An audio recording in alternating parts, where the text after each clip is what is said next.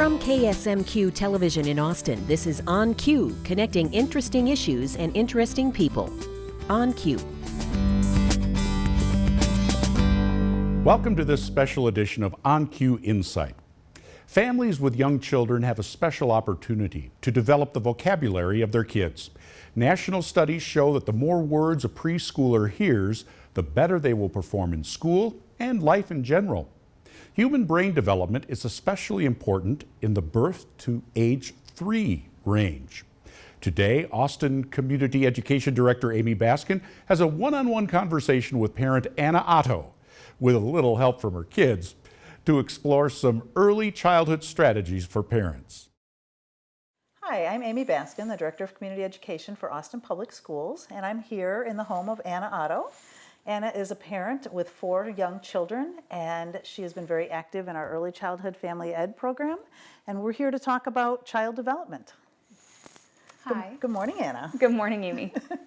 We know that children's brains develop. 90% of their brain development is between the ages of 0 and age 5. And you have your oldest daughter is going into 2nd grade, and your youngest is how old? He's almost 8 months old. Almost 8 months old. So you've had quite a bit of experience with young children and learning how they develop. Yes. And we know that language development is really critical for young children. Yeah. So how does that work in your family? Are you a talkative family or a quiet family?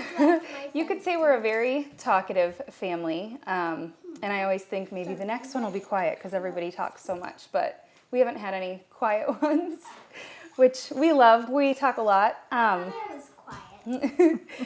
And each kid is really different. What do you need How one kid develops is a lot different than the next and the next. And what works for each kid is much different. For example, when Clara was born, Lucy was 2, and so Lucy did all of the talking for her for quite a while. And she spoke much later than Lucy had. And then same with our 3rd son, Oscar. We've noticed it took him a while to start talking, but when he started talking, he talked pretty much all the time. Right. And as a parent, did you realize that how much you interact with your children really impact how much they talk, or is it just something you naturally do? Yes, absolutely. Well, I would say our oldest probably talked the most because we talked with her the most because we had so much time to give her undivided attention and have conversations with her. So I would say it's natural for me to talk to them, and even with Gus, who's our littlest, he's only 8 months old, but even when I'm cooking dinner and things, I'm talking through like, okay, now I'm boiling pasta. Now I'm putting butter on the pasta. And so he hears so much talking. And he hears my husband and I dialogue. And he, of course, has 3 siblings that he hears talking all the time. So it's kind of a natural. It's true. It's true. It's kind of hard for everybody to get their words in sometimes because there's 6 of us.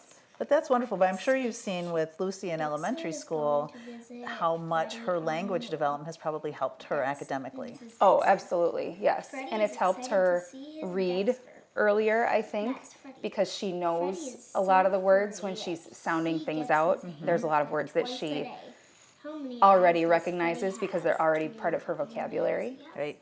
And Clara just finished preschool. And is she reading? She is reading, yeah, and we were so excited. Hop on top. She can. Clara reads quite a bit, and so we're very excited about that world that opened up for her. Right. And how exciting that is. Yes. You how to read. So talk a little bit about the differences in child development. When you had your first child, did you think your second child was going to be just like that? No, I thought she was going to be quiet because our first one was so talkative. And then Clara came along with her own personality, and she talks quite a bit. And she uses different words. You know, they're different kids, so they have a different set of things that they say. Clara came home one day and said that day at school she felt excluded. And instead of saying, "Oh, I'm so sad," I was like, "Clara, you know what excluded means." That's so exciting. And the research all shows that you need to listen to your children and respond to them, and but you just do that naturally as a family, and that's really neat. Yeah, thanks. And there's a lot of families I think that are very quiet, and I think I told you about my friend who's very quiet, very introverted, and wasn't talking to her children at home.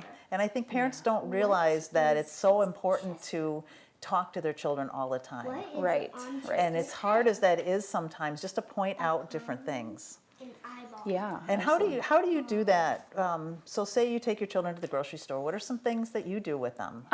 That's a great question. We do a lot at the grocery store of things like, can you look for letters? And so Clara, because her name starts with a C, she'll look for things that start with a C or that have a C in them and point out C's wherever she goes. And Lucy will look for L's, and we do that on road trips a lot too. And so the conversation's always going as far as, and Oscar knows to look for O's. Okay. He has a lot of O's in his name. Right. Oscar, Peter, Otto. Otto, yeah. He's Oscar, got Peter, lots Otto. of O's. I Yes. have a lot of L's in my name. You do have a lot of you L's do. in your name. Lucy, Lucille, Karen. Yeah. And then my Yes. sister only has one. Wait, no, two. And Right. so, Sarah, Lois. so we're always looking for letters Lily, and Mom. numbers. Oscar looks for 2s because he's 2. And so the conversation is Snowball fights always are fun, and going, monsters which think so too. makes grocery shopping challenging sometimes. But everything, what's cool is everything's a learning experience. I mean, everything, playing is a learning experience, grocery shopping is a learning experience. The rock, And so the rock we're just hard always chatting. Right. I think a lot of times too, parents think that they have to give their children the right answer. Just look at the red wagon instead of asking them for what color is that wagon, or what color do you think it is, or Yeah. are you exposing to their children to the concept of opposites? Is your hand? When Oscar was up here earlier, we were looking at his hands, and Yes. even at 2, he knows that his hand is smaller and my hand is bigger. Yes. So talk a little bit about some of the things you might do at home with that. We do a lot of like smaller and bigger with measuring cups, and now that Lucy is in elementary school, she kind of knows. She doesn't know fractions yet, but she knows Yeah, like I do. 1/4. yes. Yes. What is 1/4? What's 1/4? It's a quarter. Yeah, it is a quarter. And so we talk about that. We talk about, 1/4 is smaller than 1/3, which is confusing because 4 is bigger than 3. Right. So we talk about those Mom, things. I already know that from school. I know, you already know that stuff. Yeah.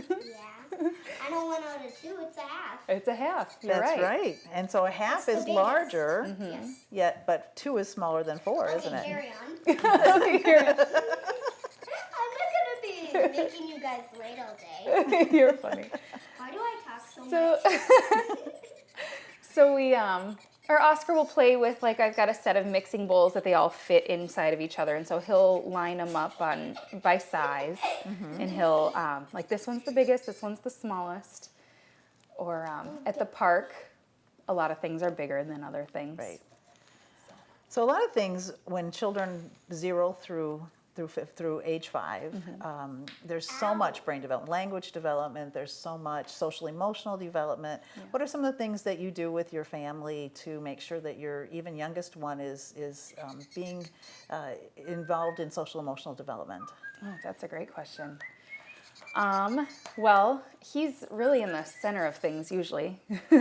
So he's used to being passed around. And we do a lot of, can you make Gus smile? Can you make him laugh when he's sad? Can And I so go we, do a craft, Mom? sure, Thank you. you're welcome. Sorry. That's okay. So he's very involved with everybody else. He's kind of in the center of what's going on often. A lot of times we're always watching him all kind of at the same time. So and he's at an age where he's really picking up on everybody's facial cues. He sees somebody smile and he'll smile back, or he's starting to wave, Oscar's here. that kind of stuff. Hi, Oscar. Blah, blah. Hi, Oscar. Hi, Oscar. And you do a really excellent job of having your kids use their words. So that's Yes. really, can you talk a little bit about that? How do you do that? Well, especially with Oscar being 2, Hey, Oscar. he'll have a tendency to point at something and just kind of make a noise. And we very often have to say, can you use your words, please? Or, what are you looking for? What are you looking at? And really taking a step back and having to say, okay, calm down. I can tell you're upset. Can you use your words? And did you realize that by doing that, you're helping your kids to regulate their emotions? Now I see that after having two girls that are a little older, but mostly it was for my sanity. Right.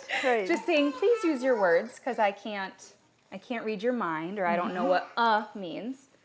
Clara, can you sit on the floor, please?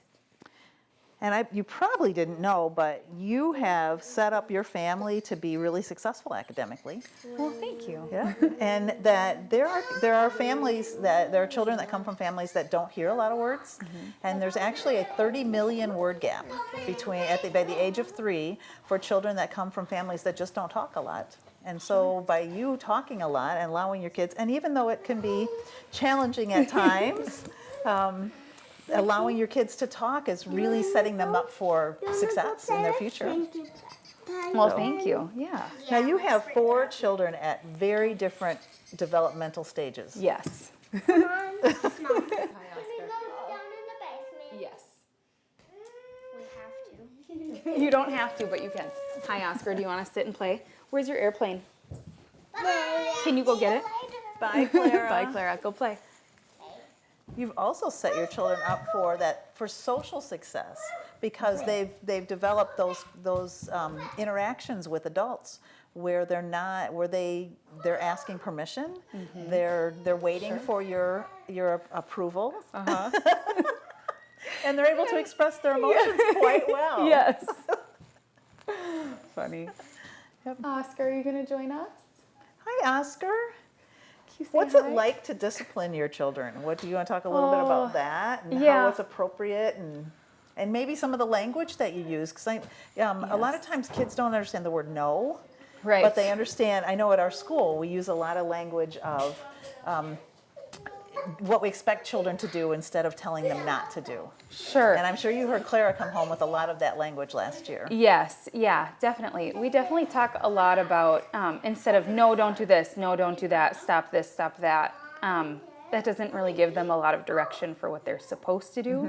So our kids have gotten really good at hearing, instead of doing this, would you please do this other thing? Right. Yes. And they respond much better to that. And they also, when you talk about disciplining, they respond so much better to me when I don't discipline out of anger. Right. When I take a minute and say, and I've recently started to do this thing where instead of saying, this is your punishment, right off the bat, coming up with something out of emotion, it's, you're in trouble, and I'll think about it, and then I'll get back to you. And then it's something usually, I try punishments or consequences, really. I try to come up with things that are related to the offense, you could say. Something that's not arbitrary or you lose screen time. It's something that's related to what happened.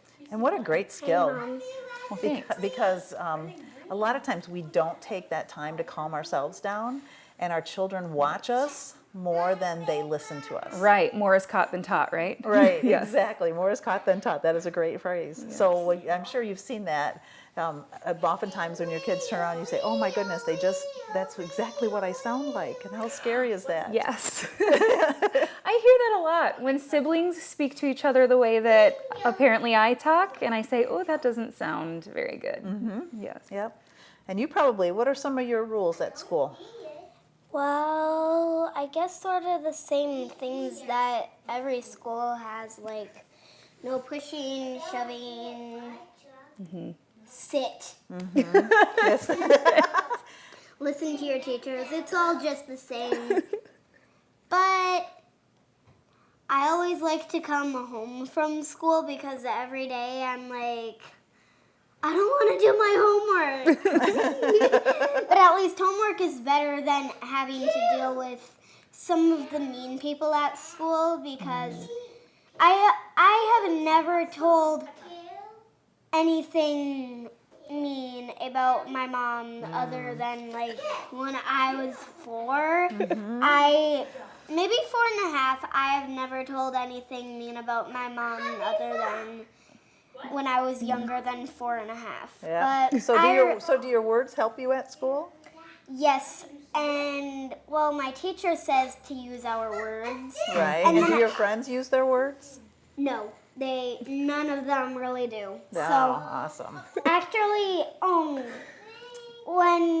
there is I shouldn't really be talking about that. Yes. Yeah, okay. Anyway, So my mom is a really nice mom, and she just lets me do a lot of things when I Okay, get back Lucy. from school. So do you help your younger siblings learn new things? I saw you were reading to your sister earlier. Do you help her learn how to read? Yes, when she was a little younger, like maybe 4.5, but like in October. So I started in October, and I taught her how to read.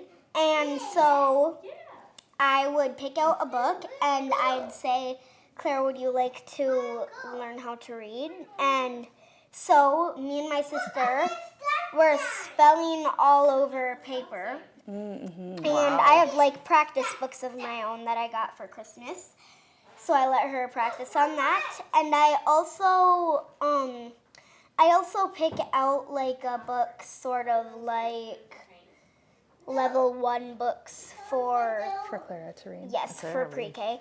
And then I read them to her, and then we sound them out, and she learns how to read. So, boom, just happened. You are a great big sister. So, good big sister. Anna, talk a little bit about the exposure to books in your family, and how early and how often. Well, I think we've been reading to Lucy definitely since she was a baby, and now with 4 at 4 different levels, we don't read to each kid each night a different book. What's nice is like Lucy can read to Oscar, and Clara can now read to Gus, and I'll still read chapter books to Lucy, or we'll read some more challenging books to Clara. But what's nice is they kind of all started reading together, and we'll definitely read still. chapter books, Yes, you but can. sometimes I just like when my mom does it. I know. It's really nice So when parents read out loud, you isn't know, it? reading isn't all about reading. It's not all about learning words. It's all about snuggling and nurturing and Yes, it's you know, about your building parents. relationships, right? Sometimes your parents teach you, sometimes your teachers, sometimes both. And what happened to me was both. That's wonderful. What's your favorite part of reading together, Lucy, when we go to bed? Well, I think it's that my mom reads a little bit to me, and then I read a little bit to her. And then we just cuddle up. I just love it. It's so much fun. And I know it's about the cuddling, right? I know. And it might seem like a kid thing, but seriously, I mean it.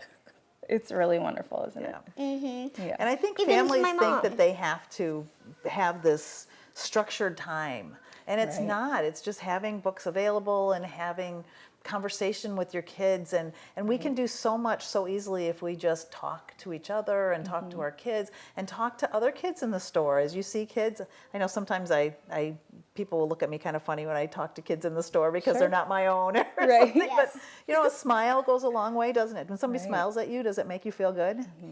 Yeah. Yeah. Versus Our somebody kids really like to frowning. talk to the sample people at the store, don't you? I've also noticed in my life, since I was probably like maybe 6, which was a year ago.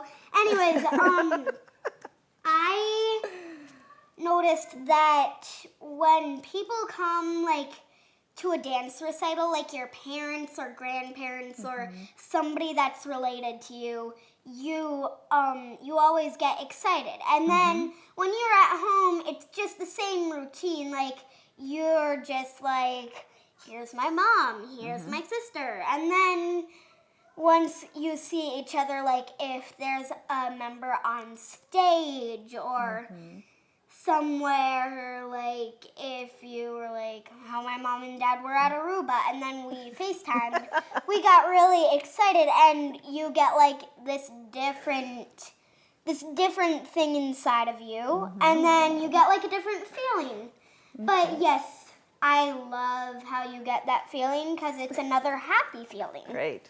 So you get to help with household chores, and I'm sure that you have your children helping with chores too. Yes. Yes. And I think parents realize too that those are some really nice ways to teach skills to kids of counting, Yes. soft and hard concepts, colors, sorting, right? Yes. And I think, did you realize that before you were 5 years old, you were learning math and reading skills? Well, math just is by, actually everywhere, so yes, It is. I guess. Math is everywhere. It's not just 1 + 1. It's all about Yes, it's one like- book and 2 books and Yes, counting. like even the colors are math. Just They are. like they can get really hard math from like. Well, times is easy for me, but let's just say So, divided Lucy, by. can and you then tell me? to, like colors. Hey, Lucy. Can you tell me what kind of sorting chores that you do? Well, we do laundry, so we sort by mom's pile and my sister's pile, and And what kind of organizing do you do in the kitchen well, when we empty the what?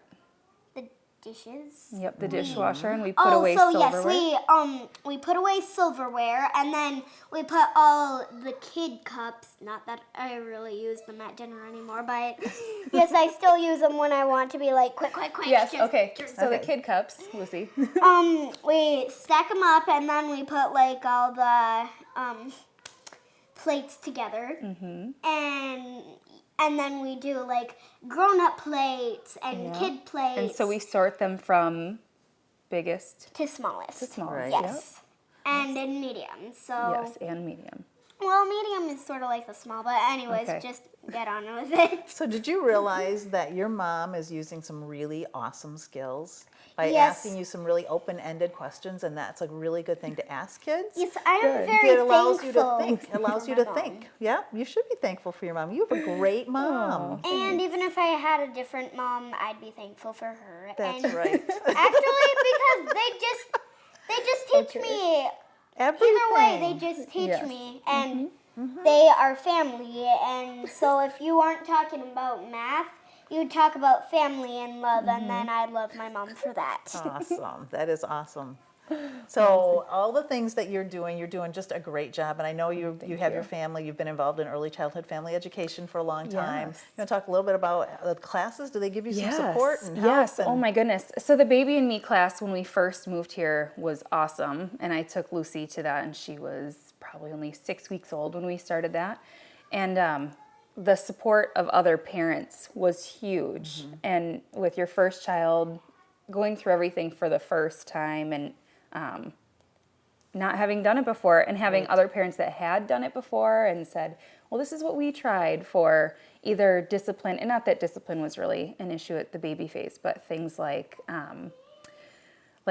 sleep training, or Right. do we sleep train, do we not sleep train, and the pros and cons of all the different, it's kind of the whole, it takes a village. It takes a village to raise a child. Well, parenting is really hard work, and I don't think people get enough credit for being parents. It's the only thing that you do that doesn't have a manual. Right. You have this little being that is you're responsible for, and you don't really know what to do, and especially that first one. My mom explains that to me all the time when, like, Mom, I'm not trying to be mean to you. No, I know you're not. Anyways, but my mom tells me about it, like, all the time. And so I have, like, this thing in About the back how- of my neck that Lucy? really hurts, but... Do we talk about how being a mom is the hardest job, but it's also the most Yes. the It's most rewarding. amazing. Yes, Right. it is the most amazing. Yes. And you being the first and oldest child, then you get to try all these things out, and then things will Yes. be easier for your sister and your brothers, right? Yes. So they get to, and that's probably frustrating for you sometimes. Well, yeah. So like when I have to deal with my sister, I'm like, wow, I bet my mom's job is really hard. But and then when it gets really easy and when they're so nice, I'm like, no wonder my mom really loves her job. And then I'm like, Oh yeah, now I get how she likes it, and sometimes it's hard at the same time. It so. is. Well, thank you for Yes. letting me come into your house today. I really appreciate visiting with you and your children, and you're a Thank you. great Is it family over? and a great mom, and we really appreciate what you've done. We have a lot of resources available. Austin Public Schools is very committed to early childhood education, and if you would like more information on our early childhood programming, we invite you to come to our website, Austin Public Schools website, and take advantage of our classes. This has been a special presentation of KSMQ On Cue. I'm Amy Baskin. Thank you for watching.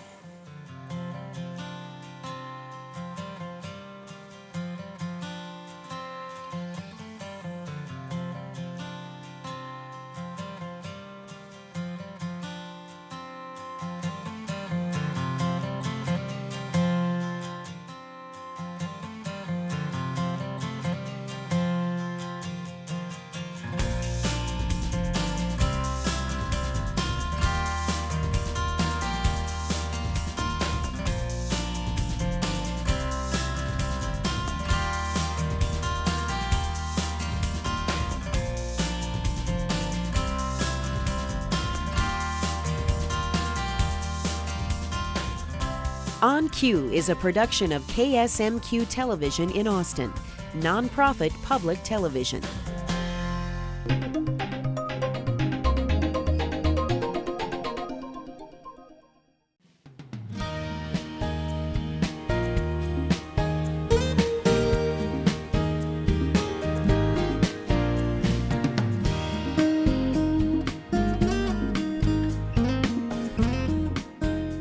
You can access more information about KSMQ on Facebook and at ksmq.org.